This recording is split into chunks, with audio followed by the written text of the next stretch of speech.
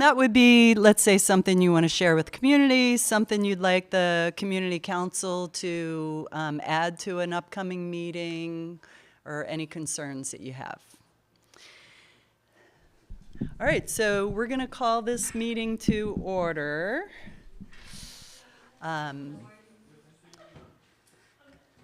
So welcome, everybody. Can everybody hear me?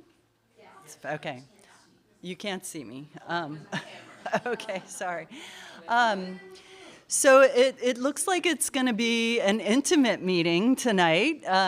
We will be recording this, and so we moved our meeting. Thank you for everyone who did show up, because we typically have it on the second Tuesday, the third Tuesday. We'll fact check me on that in a minute here, but. And we had a conflict. So we moved it to a Wednesday, and it's very possible that some folks didn't catch that. So anyway, we'll continue to try to build the community here. We do get a lot of folks who watch it on live stream or on Zoom. But we want to make it worthwhile, because we have some wonderful speakers, and they want to get their word out in the community. So I'm Lisa Gassaway. I'm the chair of the Community Council. And we have a great meeting tonight. We're going to have the Ventura PD police report. We're going to have Carlene Sexton, our new city assistant city manager. Ventura Unified School District will be here to give a quick update. GPAC, the general plan, big topic always. So we're going to have a little bit longer of an update on that. We will have, as I mentioned, a public comment session. So if anybody, again, if you have anything that you'd like to add that's related to the topics discussed or not related to the topics discussed, just put your name on the list over there, and you'll get your moment to add that. And then we have added 2 new members to our board. We're going to share that information and then wrap it up. So without further ado, here is Commander Matt Kane from our district. Hi, thank you again.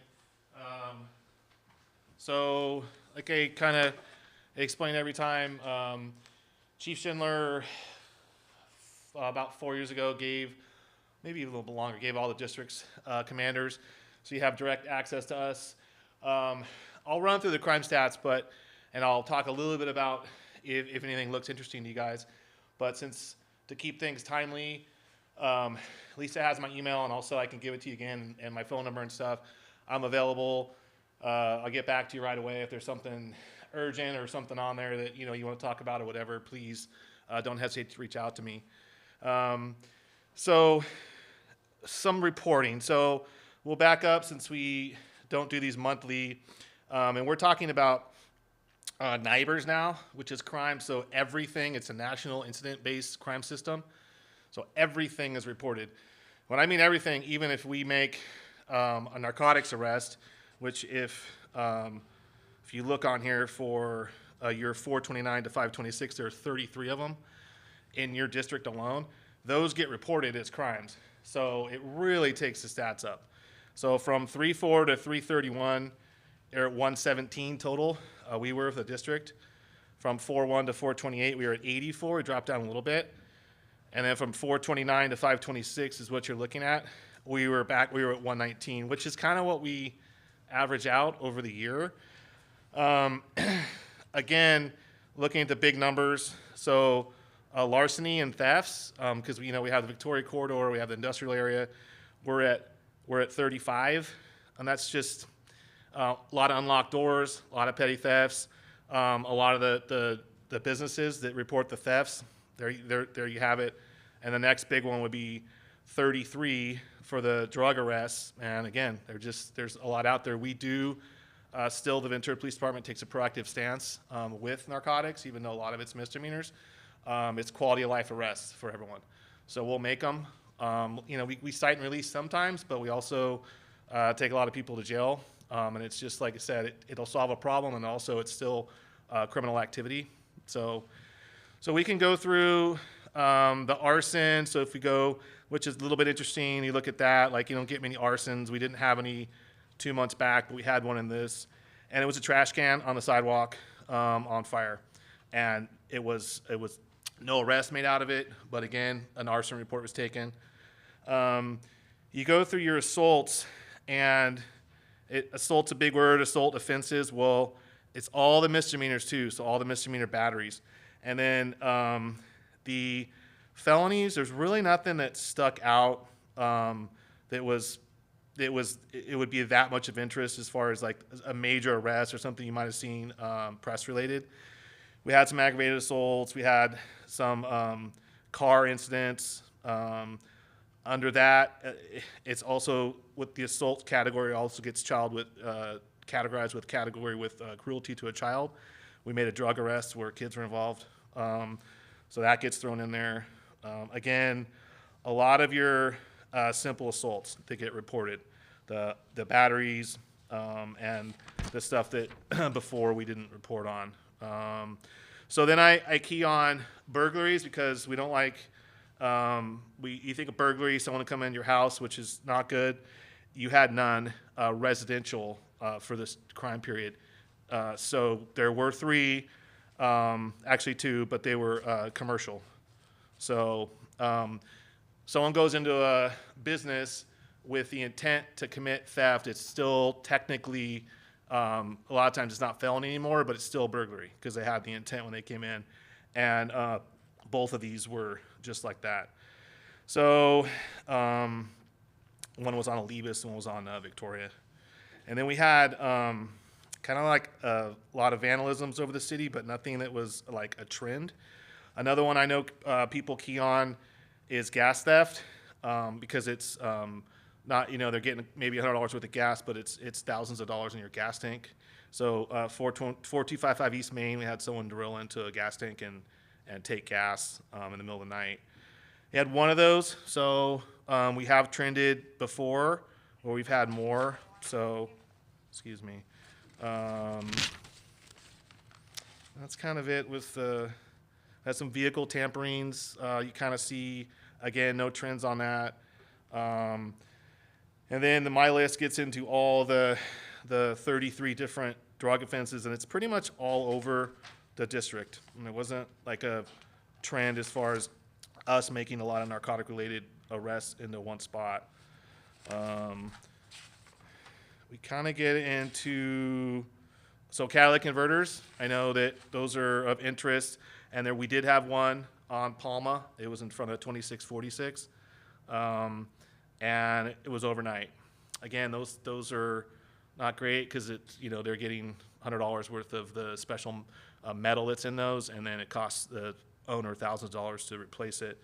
And this time it was a Nissan van. It was one of those like van that would take packages.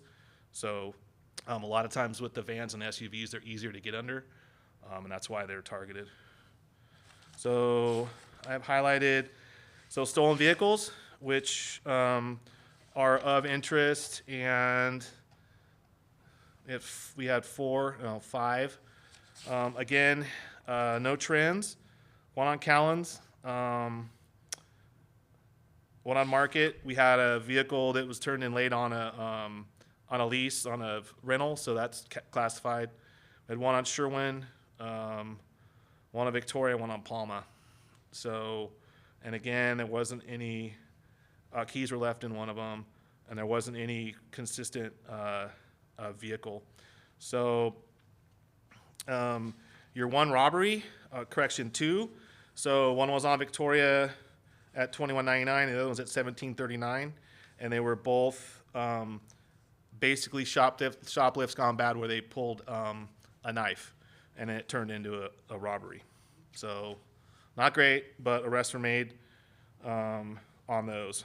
So those are all kind of key of interest on the robberies. So like I said, I kind of went through it quick. I'm always available. If you hear about something or there's something trendy and you want to know about it, please reach out to me.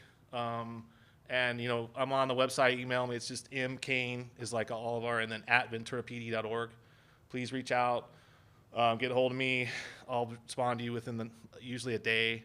Any questions I get from Lisa all the time, we communicate. We got problems in the area, then we usually can handle them pretty quickly. Yes. Are you getting any good information from all the ring footage, like the doorbell videos that everybody likes to share up next door? Are you able to make the rest up? Yes, occasionally. Yeah, definitely. If someone's willing to share them, we get them, and the detectives will do follow-up, and then our CITs, the crime analysis folks, will go out there and capture the ring stuff. Yeah, 100%. Yeah, it's good stuff. And it's better quality, too, every year. Yes. There was a big party in Victoria, and I waited until 10 to call, but is there anything we can do About the party?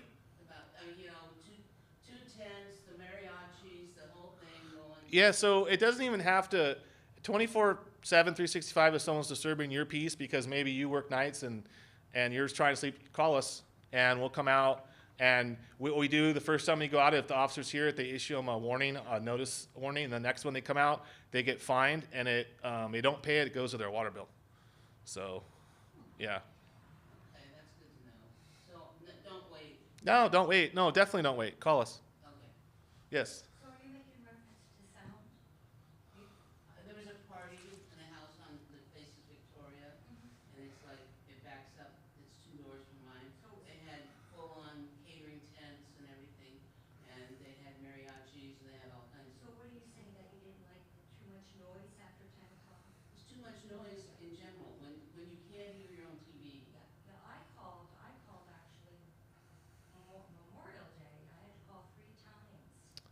They were up till 1:30 in the morning. Yeah. So on your busier nights and even days, Is there an ordinance?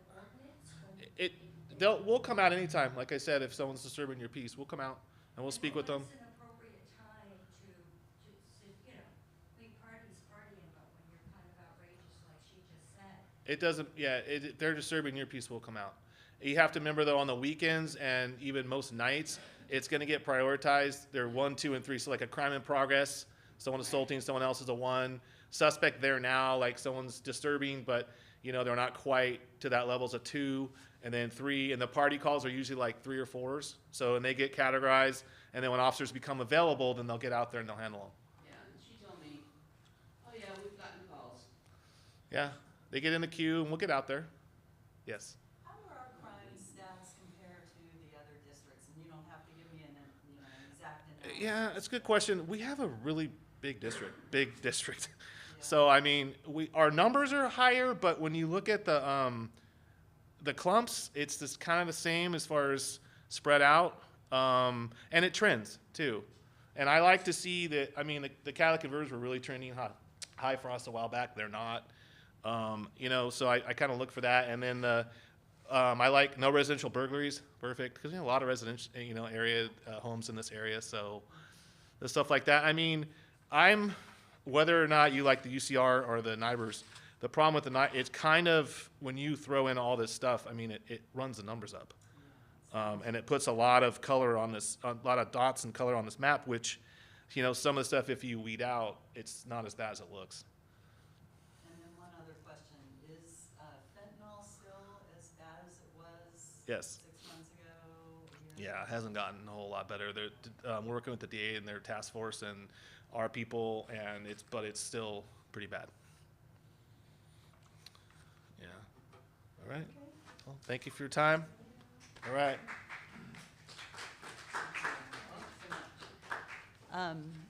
Okay, and Cassie just reminded me, so our meetings are quarterly, and they're on the 3rd Tuesdays, so February, May, August, and November at 6:30. Sorry we had to change this one. So our next speaker is going to be our councilman, Jim Duran. Thanks for having me. It's great being with you. And thank you, Commander Kane, for all that you do. I appreciate you. I thought it'd be a good idea to kind of just touch on a few different things, but one of them would be homelessness. And I know that we had the point in time count that just came out not that long ago. But I wanted to share with you some information on that. And, you know, basically who's counted are people that are in emergency shelters, people that are living in motels, people that are in transitional housing, and people that are living on the streets. So a point in time count is when we pick a certain day of the year and we go out and we count people, whether they're wherever they're at. And if you're in a transitional living, the county reaches out to those that are running the transitional livings, and they ask them how many people are in their transitional livings, and then they add those to the point in time count.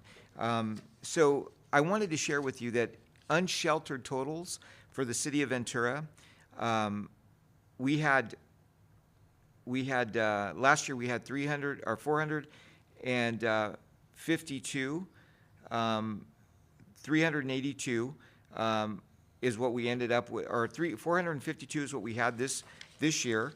And then counting the shelters and transitional living, we had 192, which a total of 644 people that we counted in the city of Ventura in 2023.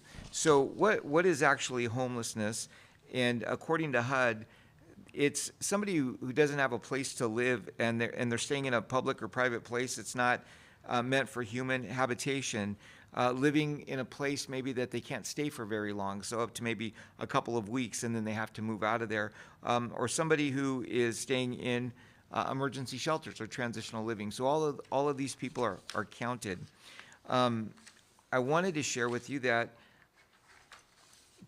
approximately 1,200 people enrolled in County of Ventura's healthcare and homeless program, and approximately 30 of them met that definition of being homeless. Also, 7,776 students identified as homeless in Ventura County. 6% of those students met that definition of being homeless. When the school district counts, Ventura Unified School District, as a matter of fact, when they count, homelessness is a little different than the HUD definition, because if you're, I was considered homeless growing up because we had multiple families in a house. So if you have multiple families in a home, that one of those families or multiple families are considered homeless. That's how they count their children, because not everybody has their space to live, and so some are living in the living room, sleeping in the living room, and so on and so forth. So their number tends to be a little bit higher. I do want to let you know that 211 is the number that a lot of people call, and I will tell you that they got 922 calls of people that were actually homeless. And people that were at risk of homeless, there was 386 calls, which is a 51% increase we got for rental assistance from prior years. 51%, a lot, right? So we do have a housing inventory, though, that I wanted to share with you, like rapid rehousing. We have 547 units of rapid rehousing. We have supportive housing. We have 733 units. 25 are available, and 259 are under development. We also have 167 units of transitional living housing, and 40 are under development right now. In emergency shelter, we have 641, and 30 are under development right now. Things that are coming up in our area, and I think it's important that you understand that every time somebody builds something in our city, in our county, that helps us, because we get a lot of people that are homeless, people that come from outside of our city that come here. But Step Up in Thousand Oaks, they have 77 new permanent supportive housing units. That was October 2023. Mesa and Ojai has 13 new transitional housing units for youth.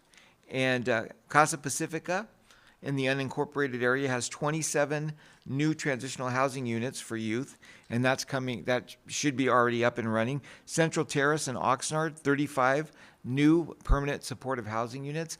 And permanent supportive housing units are basically, the Wave has a permanent supportive housing. There's 15 units there, and there's a case manager on site. There's people that provide services to the people that live there. So some of them maybe have disabilities and they can't work. Some of them have mental illness and they can't work, or whatever the case is, but they're needing some kind of supportive services. So the case managers that live on site there will supply those services for them. So they'll come in and talk and help them in whatever they need, whether that's food or it's counseling or whatever else, and they help them with that.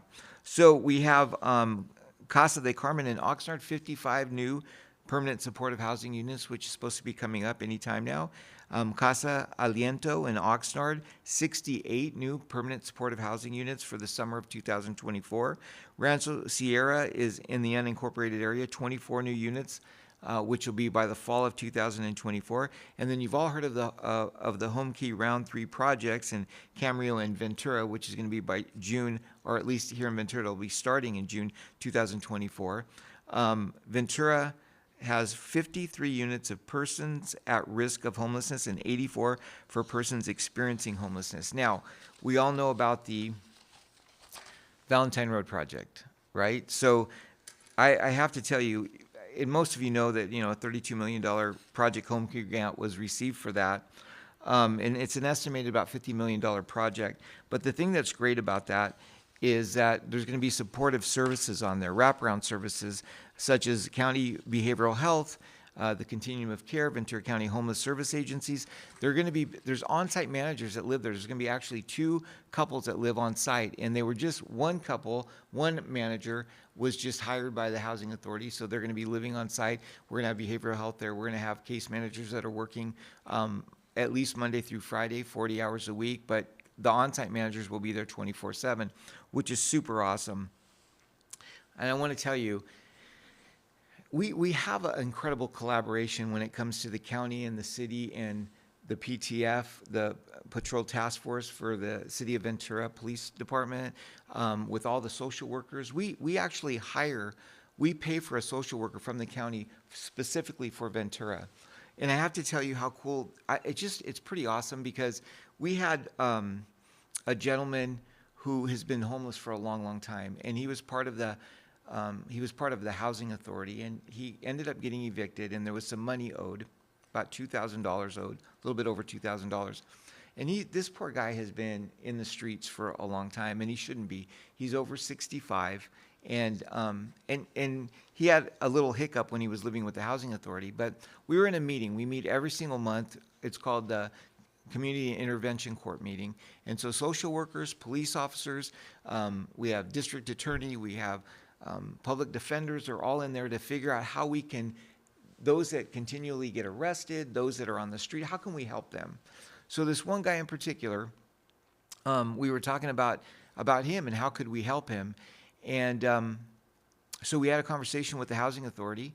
We found out that he owed a little bit over $2,000. We also found out that they would take him back if that $2,000 was paid, and if he was referred by the Continuum of Care to the Valentine Road project. So that all happened. And so he'll be moving in. He'll be one of the first ones moving in June, and he'll be off the streets. And I just want to let you know the collaboration between everybody is pretty awesome. Everybody's working together. I also want to let you know that some of those that I just shared with you are there's some that have been housed that you don't know about because they're not in the information, the homeless information management system, which is where the county, all the people that are working with the county, they get funded by the county. They're in this program, and they get funded, and so they let you know how many people they spoke to, how many people are in the system. Well, some of these people are not in that system because they're not government funded. For example, City Center Transitional Living isn't in that program, so you don't know how many people have moved out of there and have gotten to permanent housing. And I can just tell you, in the last 12 months, we've had 12 families that have actually moved out, which represents 46 people that are no longer in transitional living. They're actually in permanent housing, which is pretty cool. And I also wanted to share with you that, 6 of those were actual graduates. Some of them moved out before they graduated, but they're in permanent housing. And what does that mean? A graduate is somebody who leaves there with a full-time job. They leave there with a car, without debt, without being on government funding, and with a savings account. We've had people just in the last 6 months, people have moved out of there with anywhere from $15,000 to almost $30,000 in their savings account, and they're doing amazing. So you don't see those numbers in those numbers I just shared with you. Also, we had a foul weather shelter that just ended on the 31st of March, and because of that, we were able to connect people. The person, the case manager that we have for Ventura, we were able to coordinate with her a person that got out of the foul weather shelter. We asked him some questions. We said, hey, what's your story? He said, my house burnt down in December. I haven't been able to get a house. He's 72 years old. He wanted to get back to Ohio, and within a couple of weeks, he was able to get on a train by the Downtown Ventura Partners. They paid for that, and he just left me a message about 3 days ago and said how happy he is. He's got a job. He's working. He's with his family. That's how it should happen.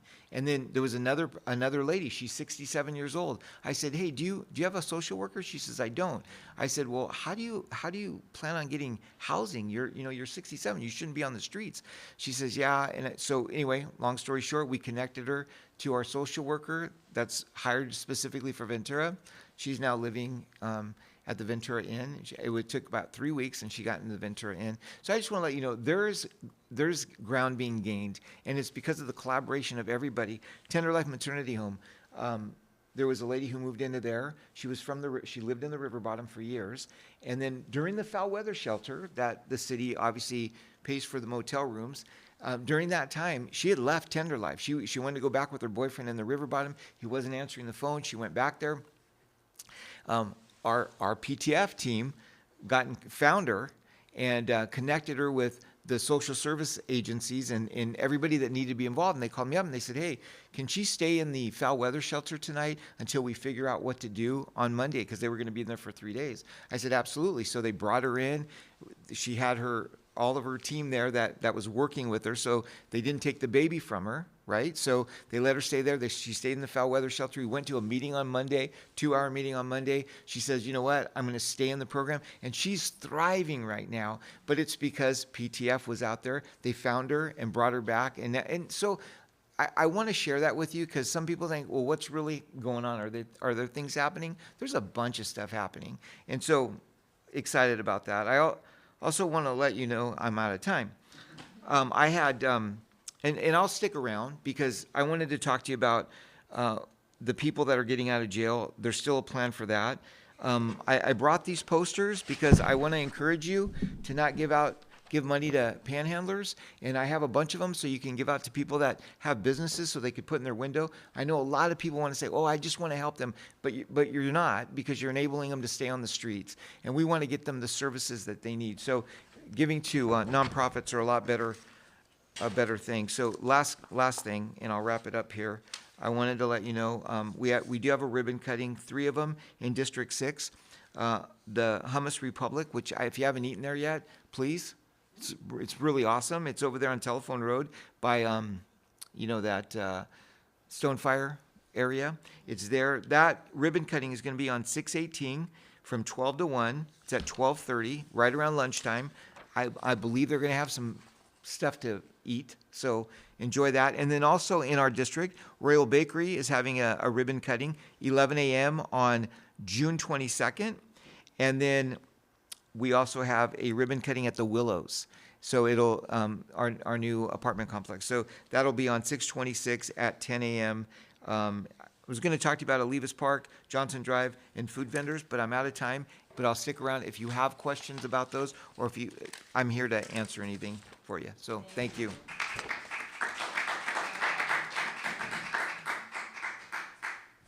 That was good. You did a lot in the last 59 seconds, for sure. Okay, thank you very much. And Carlene, please come up. This is our Assistant City Manager. Thank you. And yeah, I think hopefully I'll leave some time at the end to answer some questions, or maybe you can fill in a little bit. But given that I think actually I calculated this my 7th week at the city, I'm just going to kind of introduce myself to all of you and give you my background, kind of why I'm in Ventura.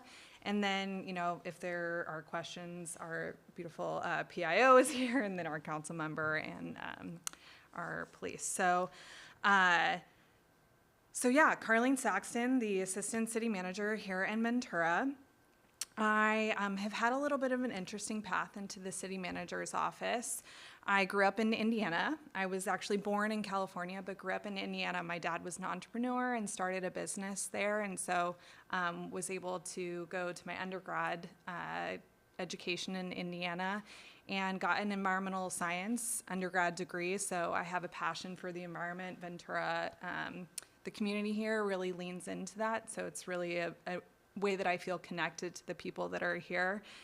And out of my undergrad, I went and I worked as a chemist for a couple of months and realized I absolutely hated it. Working in a lab is terrible if you like people. You're just doing the same thing over and over and over, and isolated, it was awful. So I was like, okay, that's not for me. I'm gonna get a master's degree. So I went actually over to London, got a master's degree in urban and sustainable development. So kind of the same vein of environmental aspect, but really about development, how you care for a community as you grow and kind of change. So that's my education.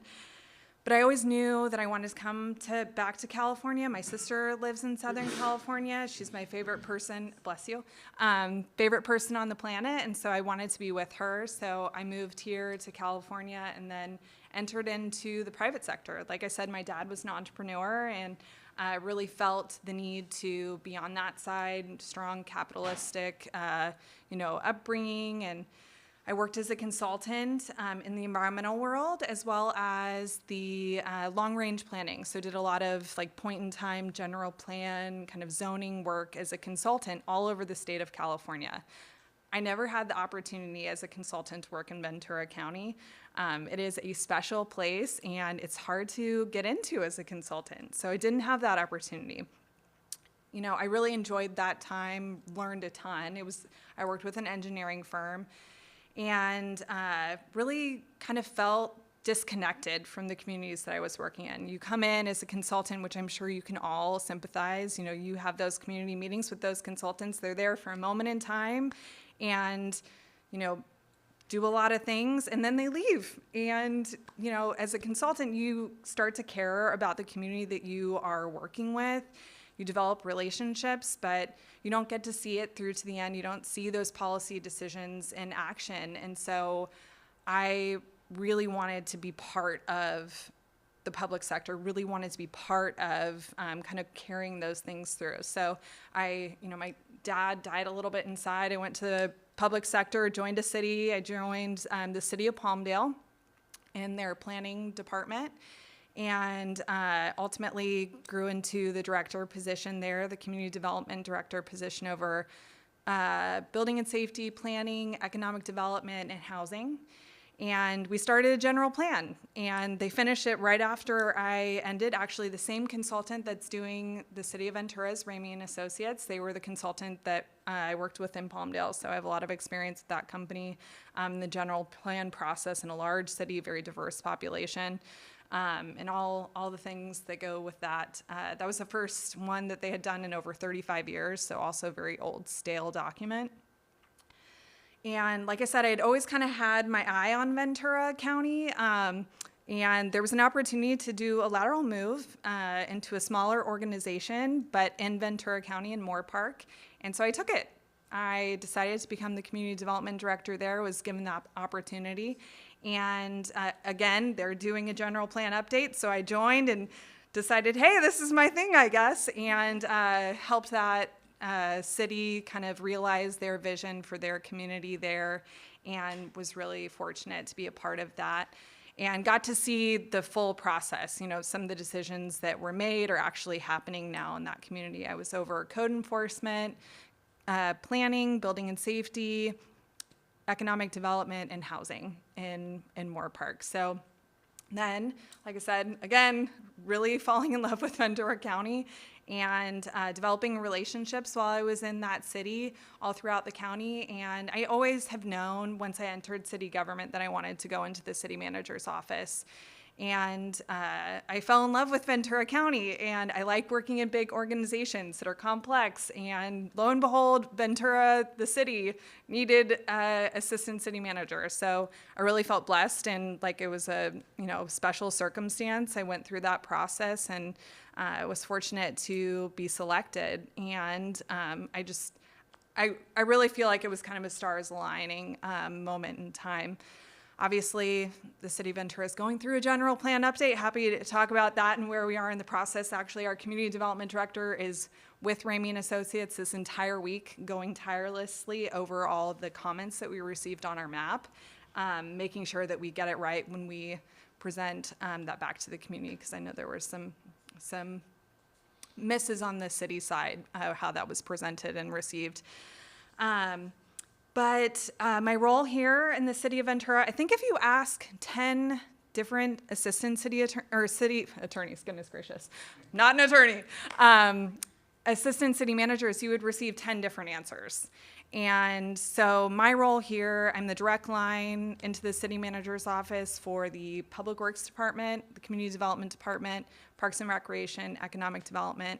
And so I oversee those departments, but also really I see my role as a support for the community and a support for our city manager, Bill Ayub, and our support for our council. So obviously Bill is very rooted in the community, and he has tremendous knowledge as a resident, lifelong resident.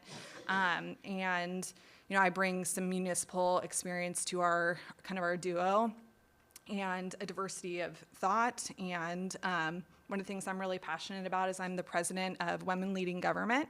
So I have that side where I'm interfacing with women city managers all over the state on a consistent basis. So kind of having that perspective too, which is fun to present and bring that kind of perspective into the city manager's office. I just want to make sure I hit on everything. I'm going pretty fast, but I know that there's probably questions, and you can only talk so much about your journey to where you are. I have 2 young kids as well, so I don't know if we run over 8, you might see me sneaking out to make sure that I meet my babysitter, but they are 6 and 5 almost, so they keep me busy when I'm not at City Hall. But I appreciate everyone inviting me and getting to kind of spend this time introducing myself. When I come back next time, I'm sure I'll have more of a report out, but happy to field questions if people have them, and maybe cede time to our council members. I have a question. Yeah. Did you have much interaction with the previous city manager and their staff, or?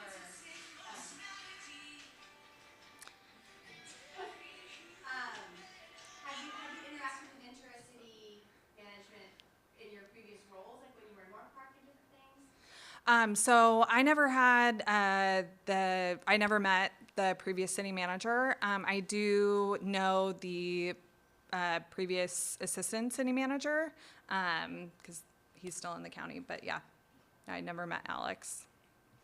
And so how do you see I guess you're the assistant, so you don't have a lot of, but maybe you could speak to a little bit, like what do you envision for how we might see the city manager's office looking different than it did a year ago?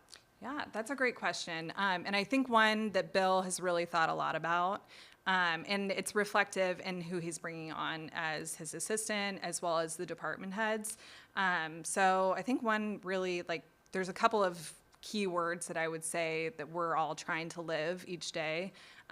Just making sure that we're customer service focused, really transparent, and provide certainty to the development community, certainty to the actual community that, we're there, that when you call, we're going to pick up, we're going to respond, we're going to kind of give that human aspect to how we interact.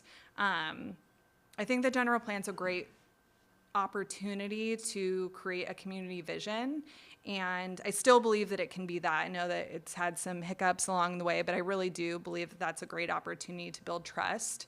And Bill's the lifelong resident, and so I think that he comes with some credibility in that aspect. And just working on building the trust with the community, I think is something that all the executive team find really important in kind of how he's leading. So yeah, thanks for asking that. Anything else? I know you've only been here 7 weeks, but I know. what Main Street moves? Yeah, so our council took action at our last council meeting to extend the closure through August, with a decision to potentially close it to January. I believe January is the actual close, but we're going to reevaluate in August based off the environmental document. Yes. I'm not saying it correctly. Councilmember Johnson should actually fill in. We extended it through January, but it will come back to council on November 12th. November, thank you. Yes, thank you. I have a question Yeah. based on that. Sure. I don't care one way or another if it opens or closes. I'm indifferent towards it. I think it's great. Sometimes I think it's cool to go back to what it was. But my question is, and you probably don't have an answer, but maybe with both council members here, just putting the bug in their ears, why is it even an issue? Like, I guess, what's the benefit to the city to just not opening it back up? I'm sure you probably can't answer that, but that's. Yeah, that's a sensitive question just based off the existing litigation that the city is currently under. So I'd say that there's benefits and there's minuses on both sides, but yeah. Anything else? Yeah? I just have a question. One, super cool. Nice to meet you. Yeah.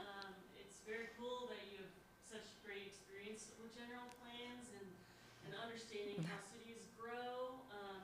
This area is interesting.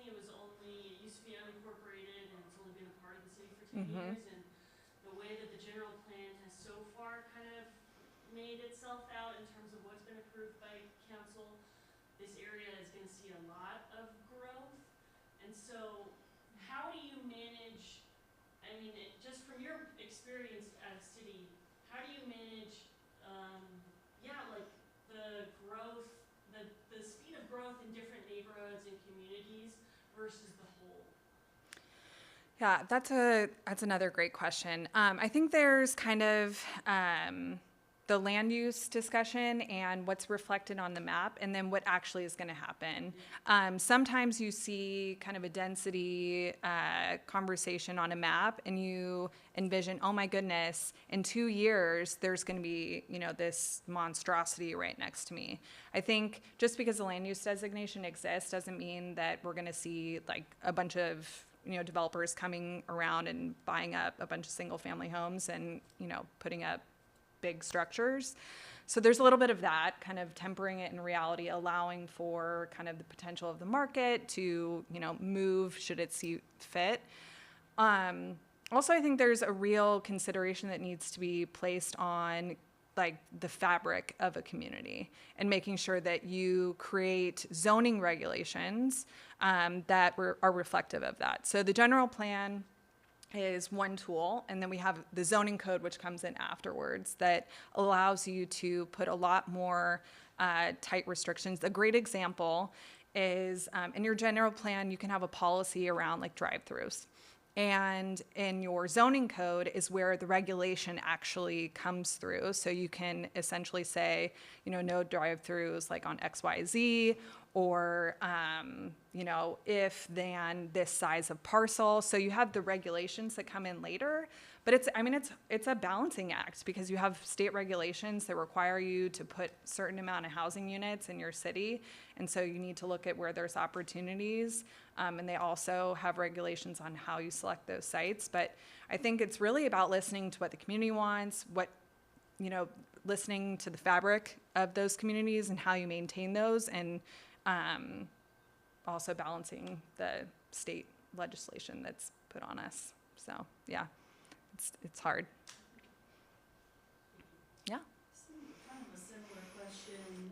There are a lot of, I don't know what the technical term in the planning world is, but underutilized properties. Mhm. So the old Toys R Us building that was Crown Dodge, Mm-hmm. but a lot, so we're looking at places to build new housing and commercial, but there are so many restaurants and buildings that have been sitting there for a long time, years in some cases, and the owners seem to not really care about the upkeep. Does the city have any authority? For example, I've noticed on the 101 over by Seaward, someone graffitied right along 101. You see it. Somebody graffitied a building The old is Denny's? deserted. Yeah. right? So is there anything that the city can do to make the owners, take care of these properties or to encourage them to reduce their rent so that they could get somebody in there that would use it? Yeah, I wish we had more control over the last piece to make sure that, like, because, the best crime deterrent, maybe not the best, but one of them, is to have an active space. So, yeah, in terms of rents, that's more complicated, but absolutely. So, for instance, I think you're referencing the old Denny's location. So we, were made aware of that and then contacted the property owner and held a meeting, I think the next day. And they were really embarrassed, honestly, because there were things going on there that they didn't know about, weren't paying attention to. That's kind of a best case scenario. You have a property owner that maybe cares a little bit more. Hopefully that will rectify, they had that first initial caring moment. Hopefully that continues, but really that's about us, the city and the community partnering together to make sure that if the community sees something, they tell us, we can reach out, make sure that we're on top of it, and encouraging our property owners to be good, stewards and good public members as well. And then ultimately, land use is a form of currency. So, if you have a designation that makes sense on that property, hopefully they'll see the value too in either, putting some love into that building business or tearing it down and erecting a new building business. But having those certainty documents when you have a general plan, when you have zoning code, it allows for some certainty for those developers or landowners to understand what they can do and how they can best utilize their sites. So you get people in because, nothing's worse than seeing a rundown building that nobody goes to and it's out of the way and, it just becomes a recipe for our PD to have to pay a lot of attention and a lot of taxpayer dollars on that site. So, yeah. Mm-hmm.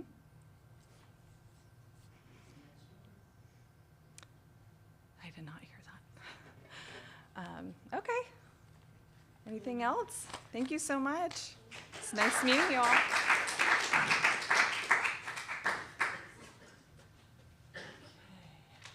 Well, that was great. So nice to meet you and learn a little bit more about you. We're excited to have you in our city. So I think we're going to be 5 minutes ahead, but that's okay. So we'll go ahead and move on to the Ventura Unified School District update with Calvin Peterson.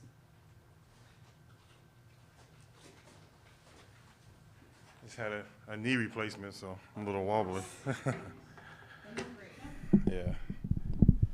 And I was coughing. I'm not sick. My 10-year-old convinced me to eat a chili sucker. So it's I don't know if you ever had one, but it's still in my lungs and chest. Am I messing up all the angles right now? You are blessed with height. I just wanted to get this. There you go. There for you better. All right, thank you. Yeah, we make sure we hear you. All right, well, thanks for inviting me. Normally I can't come because our board meetings are on Tuesdays, and normally you have it on Tuesdays.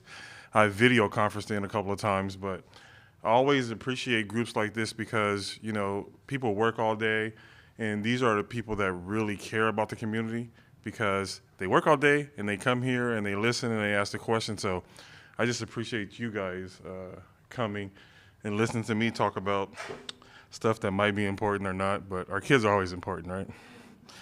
So I narrowed it down to the Montalvo area and some stuff that's going on at the Montalvo Elementary. We have a coffee with the principal, which is on 531. And on Saturday, this Saturday, we're having a Saturday school, but it's going to be a campus beautification Saturday school. So the kids are going to come. It's almost like a makeup day for when they're absent. And attendance is the school district's currency. So if the kids aren't in school, the school doesn't get paid, we don't make money, we can't do anything. So on Saturday, we can kind of counteract that by having the kids coming in on a Saturday, make up that attendance. And this time they're gonna do a little beautification of the school, picking up trash, raking leaves, and things like that. They also, on 6/7, they have a trimester awards assembly at Montalvo. And then on 6/12 is the K and 5th promotion at Matavo. So those people will be transitioning into different schools and into first grade. And then Matavo is also participating in a countrywide biliteracy initiative, which is going to be done between a bunch of different districts. And, you know, a lot of people don't look at literacy as a quality of life. And what we found is that by having kids learn how to read, when they have parents that are ESL, English as a second language, they actually get out into the community more. Because a lot of times, parents don't want to go places because they don't speak the language, they can't read the signs, they can't follow the rules, so they kind of stay sheltered. But by having this literacy program, it actually helps the parents, it actually helps the community of people actually get. Now, you might not think of it like that, but that's actually what happens. And then, I don't know if you know, we had a bunch of HVACs that went out on Matavo, and we're about 75% complete with the architects designing what we're going to put in. So they should be installed in 2025, which is, you know, when it gets warm, we live by the beach, but it still gets warm. So trying to learn in heat is not the best thing. And also, we did a survey in this area from staff, community members that have children that attend Matavo, because we're going to redesign the playground. So now we've sent out all the surveys, we've got all the information in, and so now the designers are taking all that information, and we have to pick a manufacturer to come out and put the playground. But we're going to totally redesign the playground, because I don't know if you've seen it, but some of those slides are pretty old and look dangerous and wouldn't be able to hold my weight, but we don't have many 300-pound elementary students, so that's the good thing. Other than that, that's about it for Matavo update. Do you guys have any questions for me? Yes. I know that you maybe didn't come prepared, but I know that Portola Elementary is also in our district. Do you have any information, or maybe next time we'll chat with you? Yes, that's what I'll do. So what I was going to come to find out is, when I'm able to do this, I was going to ask, what type of information would you like? Because, you know, some of it, when you talk about a specific school, it's kind of catered to that school. Do you want general information, or what would you like to see? Because I have plenty. I think, what are the pressing matters district-wide that you guys are dealing with? Right now it's graduation time, right? So right now it's just with financial aid, you know, they rechanged the financial aid system, so we're really trying to help kids get through that hurdle. But pretty much we're just getting prepared for next year with new staffing. We got about 3 or 4 principals. Some took jobs in Santa Barbara, and we're promoting different people. So it's and then we have a project labor agreement that we're trying to decide on right now. I really can't talk too much about that because of the Brown Act. Some people in here know about that, and sometimes the community people watch it. So, but the project labor agreement is basically using union labor versus non-union labor. So that's going to be our next big issue that we're going to be talking about. Anything else? No? Yes. It was a hot topic not too long ago, to open the schoolyards to the public in the evenings. Yes. Anything come Well, how did I forget about that topic? That's a big one. So here it is. So most of us, when we grew up, we kind of played in the schoolyard. And the difference is now that, let's just say fentanyl, for instance, right? When we leave it open, we can't just say, you can come in, you can't come in, you can come in, right? So we have people that are on campus that are doing things that they shouldn't do. The problem is we have to have someone come and sweep the whole entire yard before we let children come on, because let's just say someone has alcohol or sharp objects, needles, and then just the pressure of the people that have to do that to try to go through sand, because any little kid will put anything in their mouth, right? They pick up stuff in the playground, they get poked with a needle with fentanyl, we have a whole nother crisis. So for the school district, it's not that we don't want to let people use our properties, it's how do we make the property safe after a Sunday night, after a Saturday night? And then who are we gonna put there to make it safe? and then what are their qualifications to make sure it's safe. So there's a lot of things that will go into it, and those things cost money. And we're a net zero budget, right? If we take $1 from here, we got to put $1 here. We can't regenerate it. So if we do something like that, that's gonna cost money, that's another program that we have to take away to pay for it. So a lot of people think it's that we don't want them using our campus, and that's not the problem. We would love it, but we have to pay for someone to make that campus safe. So that's the biggest thing, and that's a big topic. And we'll keep update on it, and but we have a lot of community input on that, and so we're going to see what we can do to rectify it. But it's basically expense, is what it is. Yes, ma'am. Well, even asphalt, right? If someone leaves a beer bottle on the asphalt and a 6-year-old decides they're thirsty and takes a drink, if you've watched grandchildren or children, they will put anything in their mouth, or they'll pick up anything just to ask you what it is.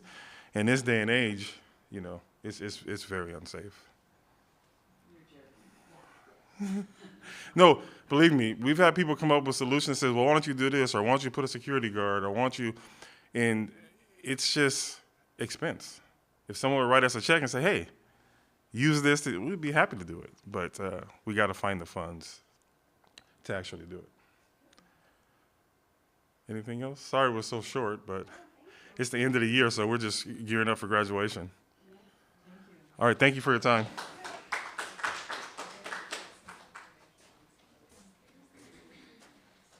Definitely not going to be that tall, but Carva is a little taller than I am, so I'll leave it.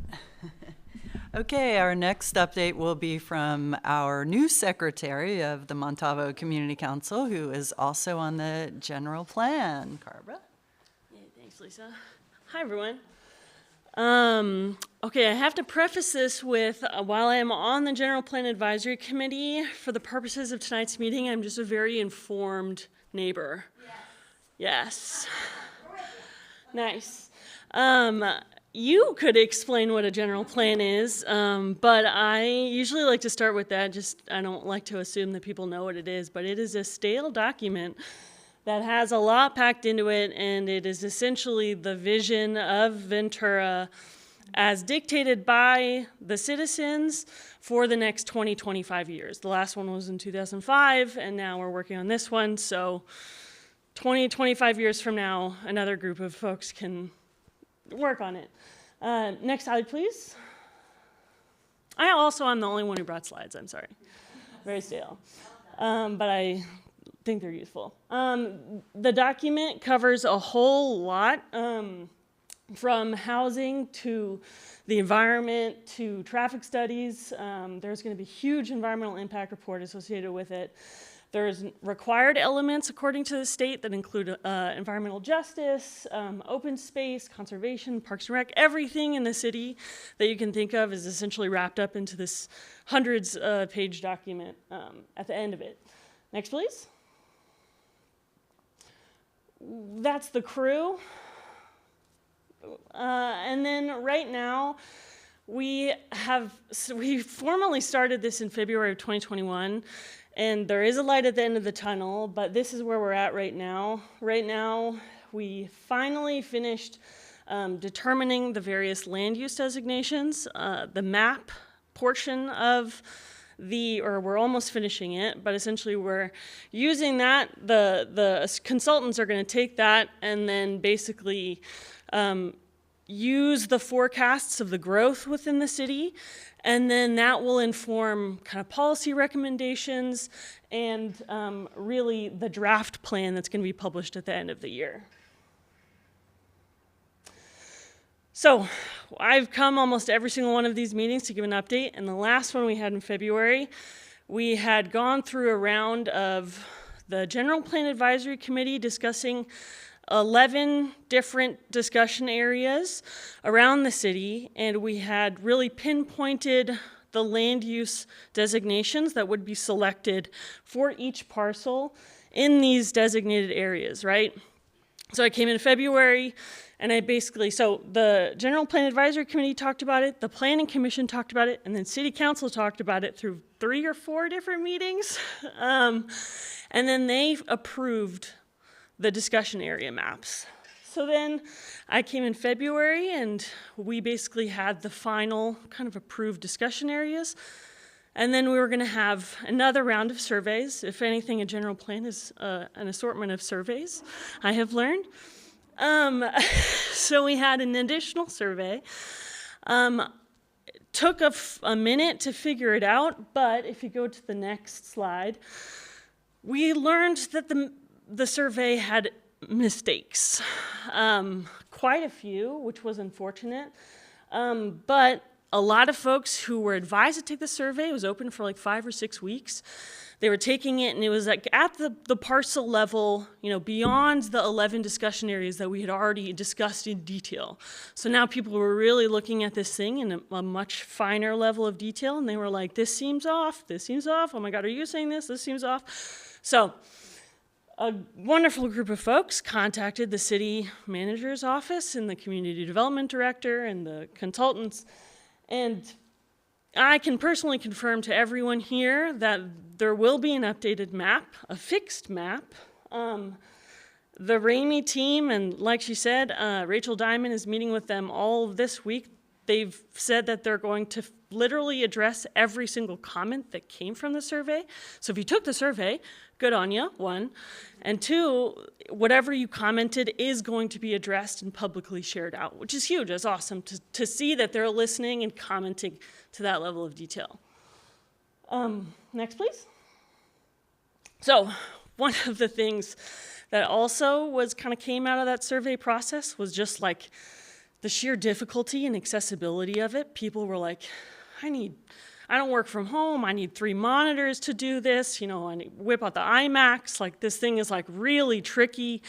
So, how are folks really supposed to take it? A lot of folks were like, this is really hard. So the Community Development Director's Office also confirmed that the next phase of this, in addition to having a fixed map, there will be a physical map, which will be very nice. A lot of times people and apparently it's going to be very big, word on the street. I haven't actually seen it, but so there's going to be a physical map that folks can again comment on, highlight, Sharpie, and then in addition to that, the digital map. Well, if you go back a little bit, the digital map is even going to have some finer details in terms of 1, labels and legends, and 2, it's going to do a better job of explaining the before and after. What did it look like before? What is it going to look like now?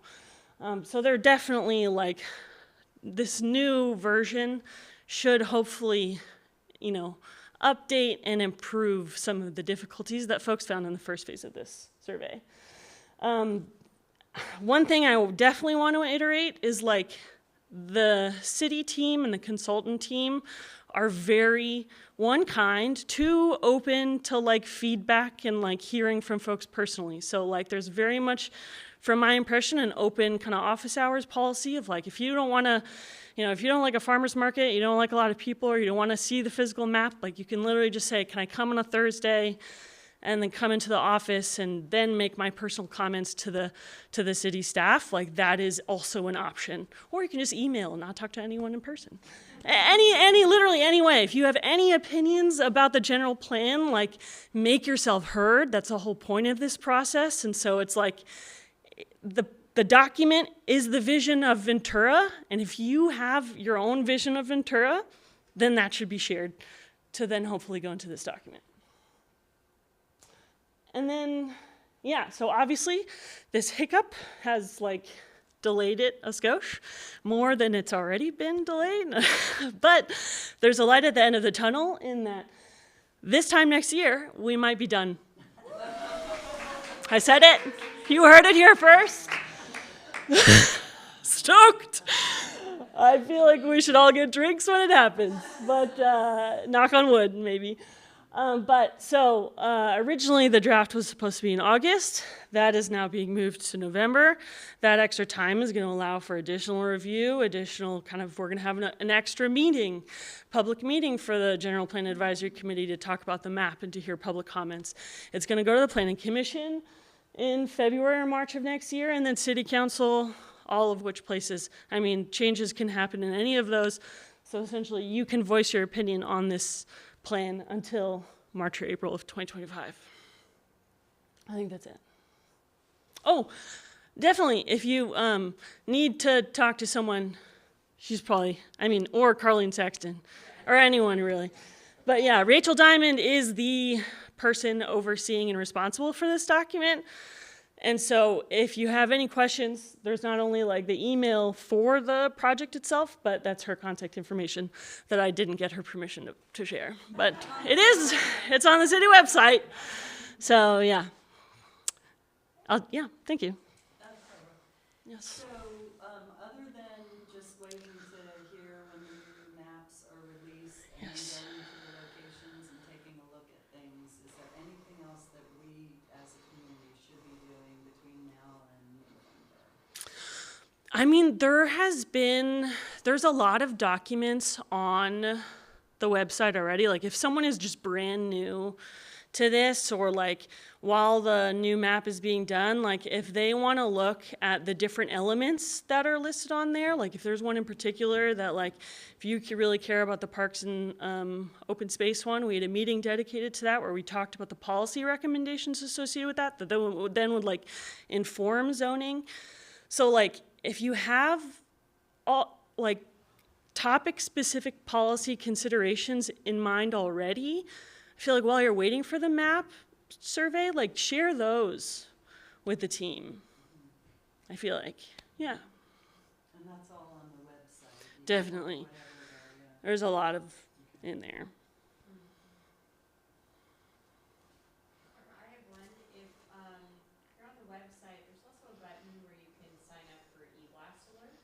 Sign up for e-blast alerts. And so our communications team, myself and our team, we help support this website and outreach efforts too. It's never too late to sign up, and then as she's talking about the different areas where there's other engagement opportunities, we definitely communicate through that. So please feel free to sign up there too, and you can be notified of future engagement opportunities too. Definitely. I want to thank you, Carmen, for serving on DPAC. I hope everybody realizes, when you signed up, it was like an 18 to 24-month commitment. And that ended over a year ago. Yeah. So we're well into 3 years and really appreciate you staying with it. What's happened was, they kind of thought maybe they were done, and then they got pulled back in, and then they've been pulled back in again. And they rally every time and show up and get the work done. We couldn't do it without you. So You're here. We're gonna do it, Ventura. Can I ask, Colleen, did your other GPAC experiences, were they belabored like this? Are they always long and? Yeah. Would you mind going up and there? So yes, general plans are notorious for taking a long time. Also, not all general plans are the whole thing. So this one is pretty comprehensive, touching all pieces. So I would say that's why when you said, Councilmember, 18 months, my jaw almost dropped to the floor. So yeah, you want to get it right. I think COVID didn't help either. So that was hard. 18 months is like that. Yeah. Right. So 3 years is a great standard. I would say most general plans take 5 years. Yeah. I know. Your service is so incredible. Thank you so much. I couldn't echo what the council member said more.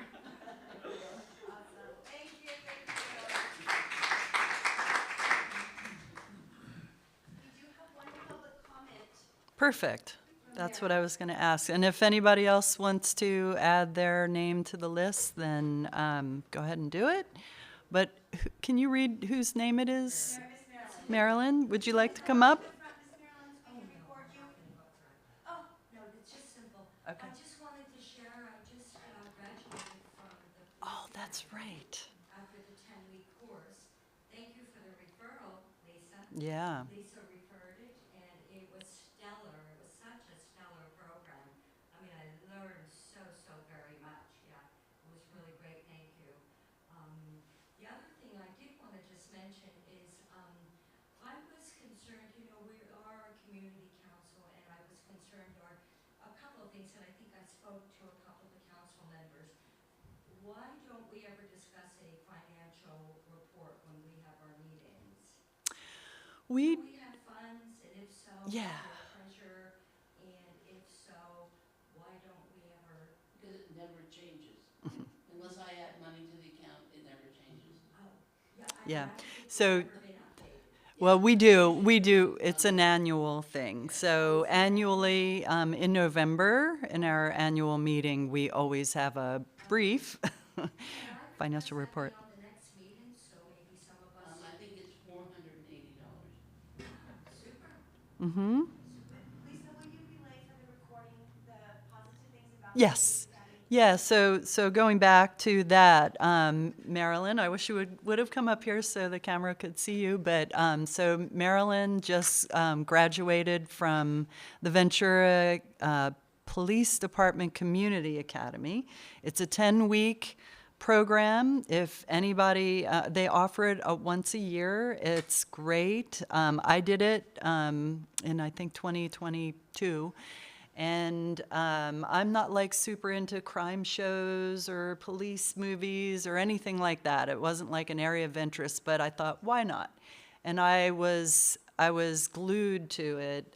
You know, every minute of it. It was so informative, and I learned so much about the city. So if anybody else has interest, let us know, because every time they have a new academy coming up, they ask us if we have anybody that we'd like to do it. Can be anybody, any position that you're in. It's just a great opportunity.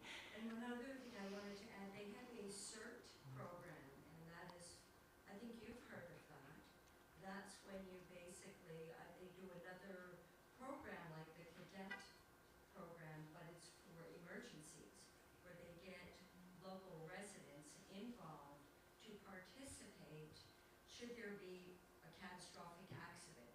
They train you what to do and to participate, because most of our police officers will be busy, our fire department will be busy, so they're reaching out to the community to say, hey, I'd like to, you know, get the public involved to help out. It's called CERT, S-E-R-T, and they're pretty selective on who they choose, and there's actually a waiting list. But I thought that was absolutely brilliant too. So we were going to have, so Marilyn was just talking about a CERT program, and that's the emergency management team, right? So Mac Davis, I think he was supposed to be at this meeting and he couldn't attend. So he'll be here for the next meeting, so we can ask him to share about that. That's a great point as well. And Douglas, thank you. Okay, thank you. I wrote down Douglas, but I said Davis. And then in terms of treasury reports, we are the only community council that is not a 501(c)(3) yet. It is on our plan. Once we are, we can take donations. So We can still take them. we can take them, but it makes it a little bit easier if you can put the little button on the website and all of that. So we do plan to do that and fundraising and all of that in our future. But so we can talk about that some more. If anybody has ideas for fundraising, we are absolutely interested in hearing. Because we have been able to do some great things in the community by helping to have the Montalvo mural, put up on the wall over there, and having a party here and there, and so it's something that we would like to do as well. So that was the only public comment? Okay, of course, yeah. So Councilman Johnson has a Yeah, comment? I just wanted to share this. You know, I do lots of meet and greets. what I have coming up, Monday, June 3rd at 6 p.m., I'll be at Rincon Brewery at Telegraph in Ashwood. I do a monthly District 3 cleanup on the second Saturday of each month. This month it'll be Saturday, June 8th. We meet at 10 a.m. We usually go till about noon. We're going to meet at the IHOP on Victoria. This is cleaning up graffiti, picking up trash, dealing with stickers. On Tuesday, June 11th at noon, lunch at Urbane Cafe. They're on telephone. And Saturday, June 22nd, 3 p.m., I'll be at Lovewell Coffee on Ventura Avenue, at Ventura Avenue in Shoshone. And the way I do these things, everybody's welcome. I just had one at Rincon, and there were about 12 people there, and not one of them, except my wife, was from my district. So everybody is welcome, but the thing I do is if you ride the bus or walk, I'll buy you a beer or a cookie or a coffee or something like that. Bikes don't count. The point is to get you on a bus. If you haven't been on a bus, take a bus. So those are just some opportunities. If you'd like me to text them to you, just talk to me after the meeting, and I'll send you my calendar. Thank you. Thank you. Okay, and so the last thing, wanted to explain and introduce our two newest members on our board. So we had expanded our board to 7 members. We always try to keep it an odd number in case, we have a vote that's close. We had 2 members at large. One of them passed away, sadly, David Olivas. A lot of us knew David, and very big loss for our community. And then the other was another member at large who was she was going to handle our social media, and she had family things that she had to take care of. So last election in November, we did a little shuffling around. So Mark Abbey, who had been our chair for 12 years, stepped down from that position and became a member at large. I stepped up to the chair position, and so we had 2 vacancies. One was secretary and the other was a member at large. So in our bylaws, we can appoint somebody to those positions until the next election. So what we do is anybody, we've asked in these meetings, does anybody have interest? Please join. We're looking for new blood, new, talents and skills and input. And so we had 4 people step up, and several of them attended our board meetings. We opened up our board meetings for them so they could get to know us. We could get to know them, so they would know what they're in for. So there were 2 that made it through the process, 2, and they are right here today. So Karba took over the secretary position, which I'm so grateful for, because that had a lot of responsibilities, and Karba has really just jumped into it and organized us and our meeting minutes and our meetings in a way that is even better than what we were previously doing. So thank you, Karba. And Karba will be officially voted on and nominated in 2025. So of the 7 members, we have some of them in even years, some of them in odd years, so we don't have the whole board step down at the same time. So that will be in November 2025. And then the other position is a member-at-large position, and this person focuses on social media, which is huge. We have a pretty decent Nextdoor community, maybe about 125 people that have joined our community on Nextdoor. But Instagram was one we had about 30 people, and many were just my friends and family. And so really within like a week or 2, we were up over 100 after Jennifer Taylor joined and started really working the Instagram social media. So Jen has done a great job with bringing the businesses, not just the residents, but the businesses. So I don't know how you do it, but like you must have a list of all the businesses, because you have tagged and followed every business, and they appreciate that. You know, I think we're talking about in the future maybe inviting some of the business people to come. I was at a new vegan, it's called Seed Ranger on Johnson Drive, where the old theater is, and it's a vegan restaurant. And it's really good. They do homemade sauces, and everything is really very top quality. So I kind of would like to have them come and bring samples. So yeah, Jen has done a great job engaging the community already. So Jen Taylor, thank you so much for joining and helping us with social media. And then Jen will be officially nominated in November of this year. So that's it. I think we even have one more position that there is a member that's looking to maybe take a break who's been on the board for a long time. So if anybody is interested, please let us know. So any other questions before we wrap this up? Yeah, you said there's a member leaving. What position is that? Member at large. So you have 2 member at large and 5? 3 members at large. 3 members. Yeah. And 4. So secretary, chair, vice chair, treasurer, and then 3 members at large. Yeah. Okay, everybody, thank you so much for being here tonight. Thank you for all the speakers. Very informative meeting, and we look forward to our next meeting in August 20th. Thank you.